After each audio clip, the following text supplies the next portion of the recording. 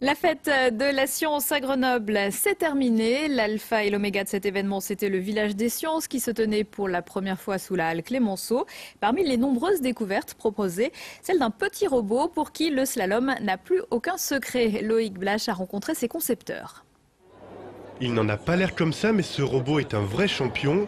C'est lui qui a remporté la Coupe de France de robotique des IUT 2013 à Vierzon. 25 robots s'y affrontaient dans un parcours semé d'obstacles à éviter. Donc il est tout simple, il y a 3 capteurs à ultrasons qui permettent de déterminer la distance face à un obstacle.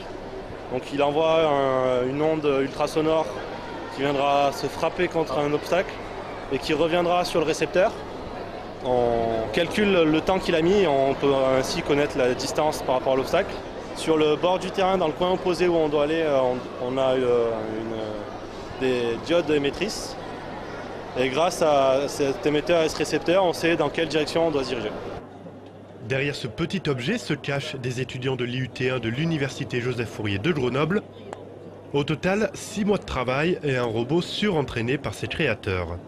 En fait, la course, elle avait lieu sur une arène de 8 mètres par 8 mètres.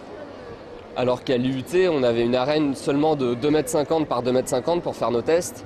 Donc les obstacles qu'ils devaient éviter dans nos tests, ils étaient beaucoup plus rapprochés vu qu'on essayait quand même d'en mettre beaucoup.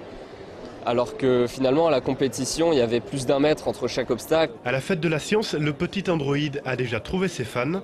À la technologie utilisée, les capteurs, tout ce qui sert à ce que le robot ne touche pas les cartons, c'est assez impressionnant quand même, je trouve. C'est vrai que c'est pas mal. En fait, là, on a des capteurs ultrasons. Donc il y a un haut-parleur et un micro. En tout cas, une chose est sûre, la relève est assurée. Et voilà.